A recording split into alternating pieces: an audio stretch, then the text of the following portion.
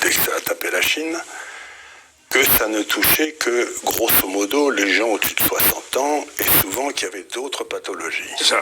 Ouais. Très bien, on savait ça.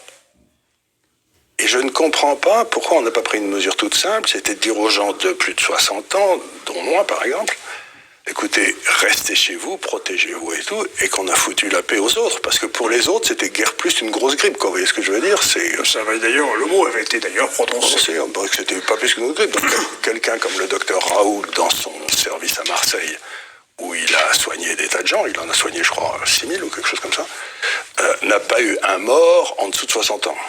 Ah oui.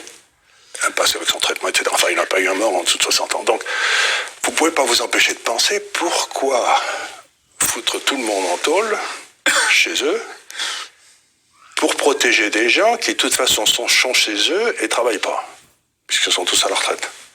Donc, on a arrêté l'économie. Pourquoi? Mais il y a peut-être des arrière-pensées. Quelles arrière-pensées? Quelles arrière-pensées? Mais je vois pas qui gagne dans arrêter l'économie comme ça. Je veux dire, après ça, c'est quand même un... Alors, ce que j'ai vu ensuite se développer, c'est un non-respect de la Constitution absolument aberrant, parce que le droit de réunion est constitutionnel. Absolument. Et donc, on nous dit, vous n'avez plus le droit de vous réunir. Mais...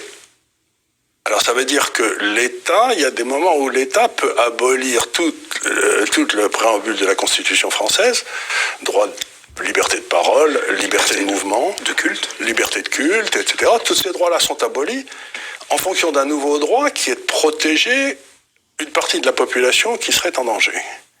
Mais je ne comprends pas que les Français aient voté dans un référendum sur ce sujet-là. C'est-à-dire que l'État s'est emparé d'un droit, le droit de nous mettre en tôle pour protéger la santé de quelques-uns, qui me paraît extrêmement dangereux à moyen terme. Et il a inventé finalement une constitution par intermittence. Oui, c'est-à-dire que la Constitution, on peut la lever quand on veut. C'est gravissime. On peut lever les droits fondamentaux quand on veut.